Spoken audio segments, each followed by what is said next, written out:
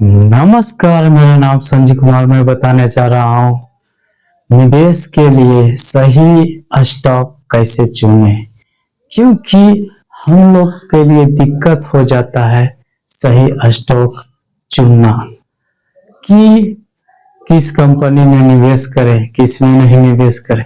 ये सब समझ में नहीं आता है तो हम दूसरा से पूछते हैं या वीडियो देखते हैं, लेकिन उसके बावजूद भी कोई सही बातें नहीं बता पाता है। लेकिन आप इस वीडियो को देख करके खुद से कोई कंपनी के स्टॉक को एनालिसिस करना सीख जाएंगे और उसका एनुअल रिपोर्ट पढ़ करके और फिर उसका एनुअल प्रेजेंटेशन को जानकारी प्राप्त करके आप निवेश करेंगे तो पूरा चांस है कि आप ग्रो ही करेंगे, उससे अर्निंग ही करेंगे। तो बात होता है कि सही स्टॉक को चुन करके उसमें निवेश करके और धैर्य रख करके अपने निर्धारित समय पर कमाई लेकर के निकलना। तो उसके लिए पहले सही स्टॉक का फंडामेंटल एनालिसिस करेंगे, उसके बाद ही सभी बातों को सही तरीके से समझ पाएंगे। इसमें जानेंगे, कोई भी कंपनी ले लेंगे, उसका इनकम को देखेंगे, फिर बैलेंस शीट को देखेंगे और फिर कैश फ्लो को देखेंगे। इसे देखने के बाद आपको ये समझ में आ जाएगा कि ये कंपनी आगे चल करके भी ग्रो करेगा कि नहीं, ये अच्छा से समझ में आएगा। और यही बात को बड़ा बड़ा निवेशक जो है अपना कॉमन सेंस का इस्तेमाल करके और अच्छी कंपनी में, सही कंपनी में निवेश करके वो हमेशा कमाई ही करते हैं, उसको घाटा नहीं लगता है। अलग अलग स्टॉक में निवेश करना तो जरूरी है, लेकिन कंपनी के बारे में भी अच्छा से जानकारी प्राप्त कर लेते हैं तो इससे बढ़ करके और कुछ नहीं होता है। क्योंकि होता है ये कि हम लोग के लिए सही स्टॉक को चुनना और उसके बारे में सही जानकारी होना, और समस्या ये रहता है कि हम लोग नहीं समझ पाते हैं कि इसमें निवेश करना चाहिए कि नहीं। लेकिन इस वीडियो के माध्यम से अगर आप पूरा देखते हैं तो आपको ये समझ में आएगा कि खुद से कोई भी स्टॉक का फंडामेंटल एनालिसिस कर सकते हैं और उसके बाद आप कॉमन सेंस लगा करके फिर ये तय कर सकते हैं कि आप इसमें निवेश कर सकते हैं या नहीं। ये बात इसमें होता है।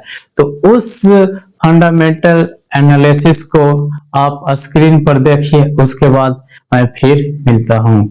स्टॉक फंडामेंटल एनालिसिस को देखेंगे। पहले लार्ज कैप कंपनी को लेते हैं, कंपनी को एनालिसिस करते हैं जिससे बेहतर तरीका से समझ में आएगा। लार्ज कैप कंपनी लेते हैं और इसमें सबसे पहले लेते हैं बैंक को ही ले लेते हैं और उसके बाद हम देखते हैं इसका करते हैं एनालिसिस। तो एनालिसिस करने के लिए फाइनेंशियल पर आ जाना है। फाइनेंशियल पर आने के बाद इसका इनकम देखना है, टोटल रेवेन्यू कर रहा है कि नहीं। तो देखिए टोटल रेवेन्यू जो है साल वो कर रहा है। इसका नेट इनकम देखेंगे कि ये नेट इनकम हर साल सही से कर रहा है या नहीं।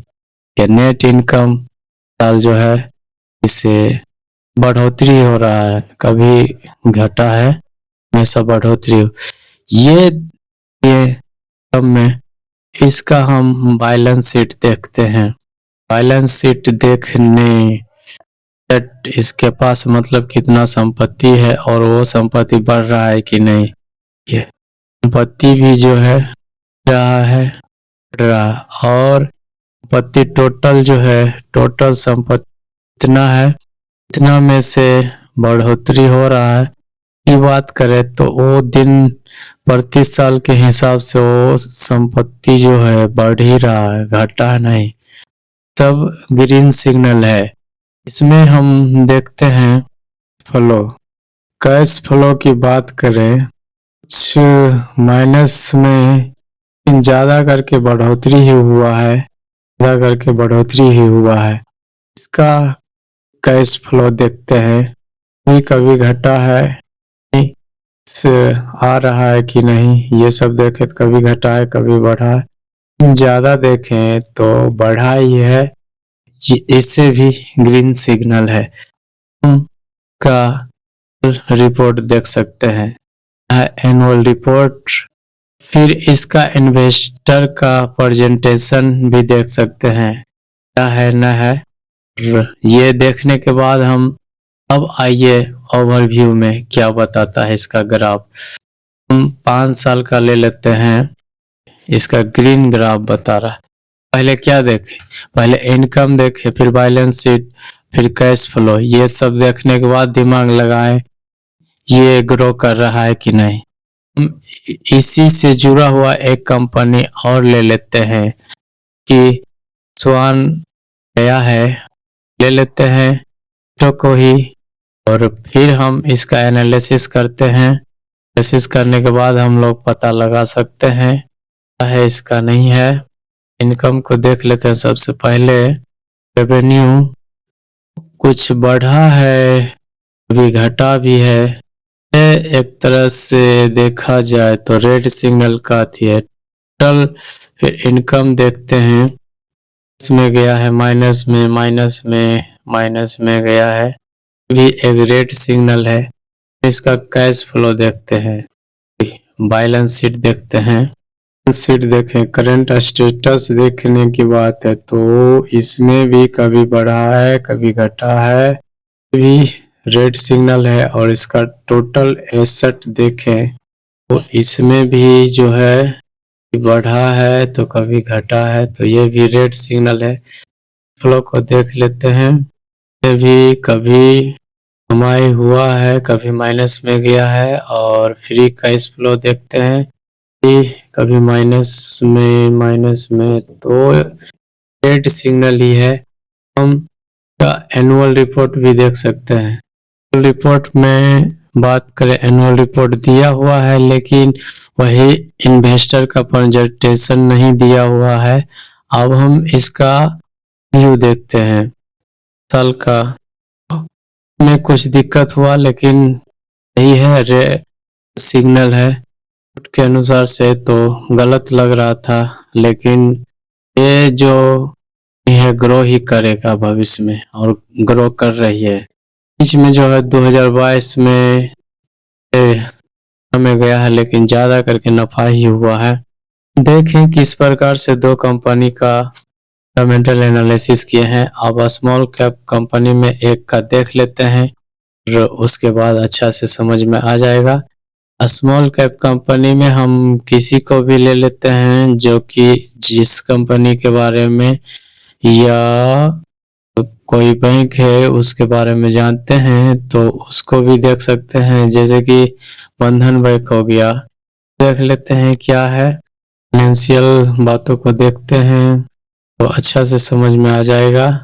उनको देखते हैं, कम जो है कभी है बढ़ा है। नेट इनकम को देखते हैं, बढ़ा है, अच्छा बात है।